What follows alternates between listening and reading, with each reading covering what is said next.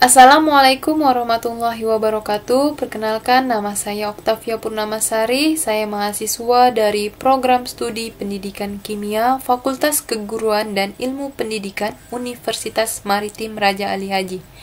Baik, di video kali ini saya akan mempresentasikan proposal penelitian saya dengan judul Penerapan Model Pembelajaran Sains, Teknologi, Engineering, and Matematik atau STEM untuk meningkatkan hasil belajar kimia siswa kelas 11 MIPA Mantanjung Pinang. Baik, bab 1 pendahuluan berisi latar belakang masalah, rumusan masalah, tujuan penelitian, manfaat hasil penelitian.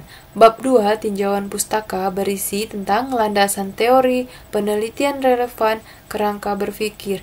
Bab 3 metodologi penelitian berisi tentang jenis penelitian, setting penelitian, subjek penelitian, prosedur penelitian, teknik pengumpulan data, instrumen penelitian, dan teknik analisis data.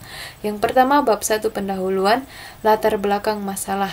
Nah, latar belakang masalah proposal yang saya buat ini yaitu yang pertama, mengatasi kesulitan belajar siswa.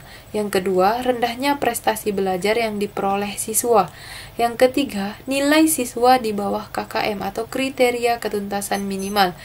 Yang keempat, hasil belajar kimia siswa dengan penerapan model pembelajaran STEM. Jadi, penelitian ini melatar belakangi untuk meningkatkan hasil belajar kimia siswa. Nah, dengan penerapan model pembelajaran STEM ini, apakah ada peningkatan terhadap hasil belajar kimia siswa, terutama pada materi kimia asam basa.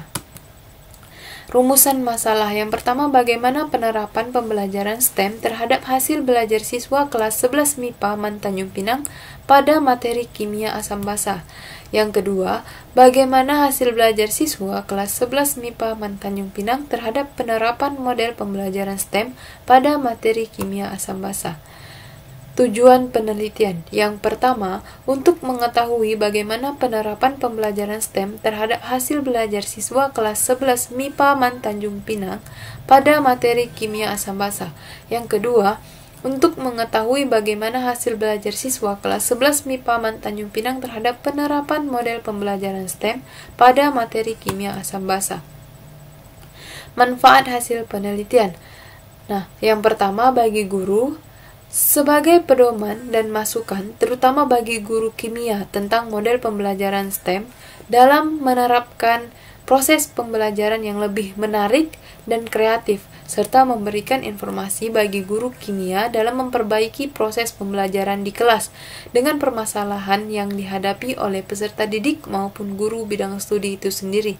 Yang kedua, bagi siswa, diharapkan dapat menambah pemahaman siswa pada materi yang telah disampaikan, sehingga meningkatkan hasil belajar siswa dan dengan pelaksanaan model pembelajaran STEM dapat mengasah dan mengembangkan kemampuan siswa dalam berpikir secara kritis serta aktif dalam sesama kelompok. Bab 2 tinjauan pustaka ada landasan teori.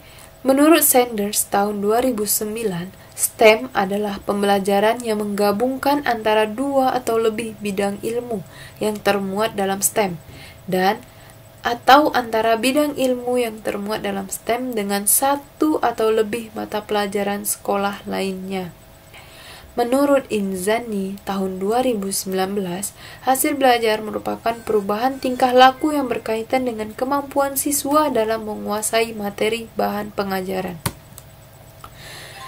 Penelitian relevan yang pertama, hasil penelitian Haris Munandar DKK tahun 2019 tentang penggunaan model pembelajaran sains, teknologi, engineering, and matematik atau STEM pada konsep asam basa di SMA Negeri 1 Baitus Salam. Yang kedua, hasil penelitian I. Ketut Sudiatmika SPD MPD tahun 2020 tentang penerapan model pembelajaran Project Based Learning dengan pendekatan STEM dalam upaya meningkatkan hasil belajar fisika peserta didik kelas 10 RPL 1 SMK Negeri 1 Negara tahun pelajaran 2019-2020. Yang ketiga, hasil penelitian Ayu Wayuniati tahun 2020 tentang penerapan pembelajaran dengan pendekatan STEM dalam upaya meningkatkan hasil belajar siswa kelas kelas 12 IPS 1 SMA Negeri 7 Denpasar tahun pelajaran 2019-2020 pada era revolusi industri 4.0. Yang keempat, hasil penelitian Mary Haryani tahun 2018 tentang meningkatkan aktivitas dan hasil belajar matematika melalui strategi pembelajaran TAPPS berbasis pendekatan STEM. Yang kelima, hasil penelitian Sri Indrawati Prihatiningsih tahun 2020 tentang penerapan model pembelajaran PBL terintegrasi STEM untuk meningkatkan aktivitas dan hasil belajar peserta didik di kelas 12 IPA 5 SMA Negeri 7 Padang.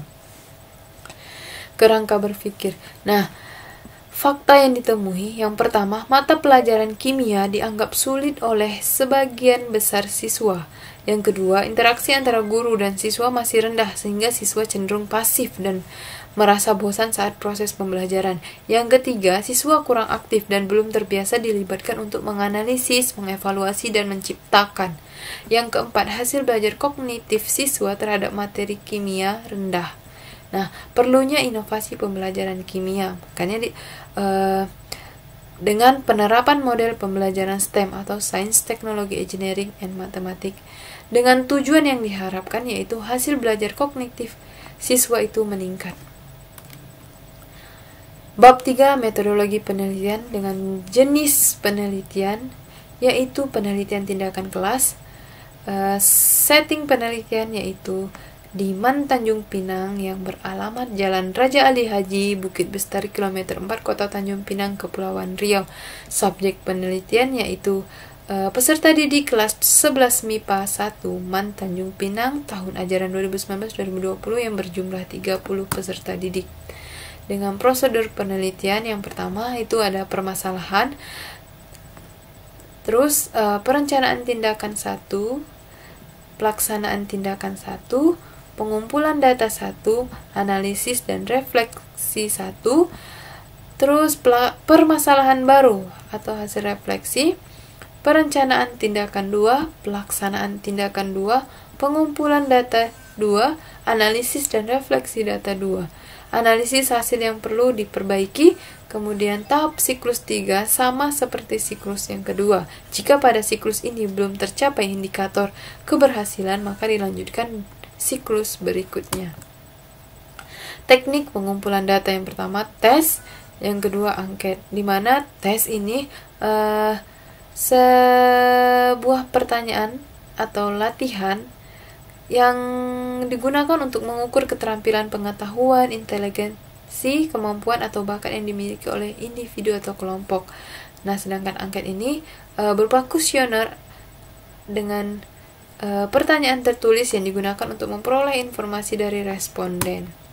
Instrumen penelitian ada instrumen penelitian tes dan angket.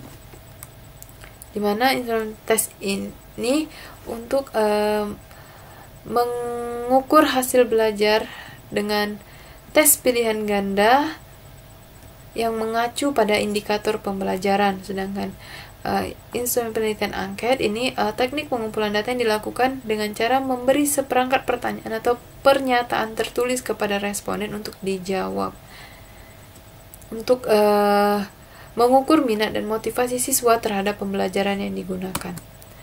Teknik analisis data. Teknik analisis data yang digunakan dalam penelitian tindakan kelas ini adalah deskriptif kuantitatif. Analisis data deskriptif kuantitatif digunakan untuk menentukan peningkatan hasil belajar siswa serta keaktifan siswa berdasarkan hasil tindakan yang telah diberikan guru kepada siswa di setiap siklus. Nah, data hasil belajar siswa diperoleh melalui post-test yang diadakan di setiap akhir siklus. Data yang telah terkumpul digunakan sebagai acuan dalam menghitung peningkatan hasil belajar siswa pada ranah kognitif yang dianalisis dengan menentukan nilai rata-rata kelas dan presentasi keberhasilan belajar siswa. Demikian presentasi proposal penelitian telah saya buat. Wassalamualaikum warahmatullahi wabarakatuh.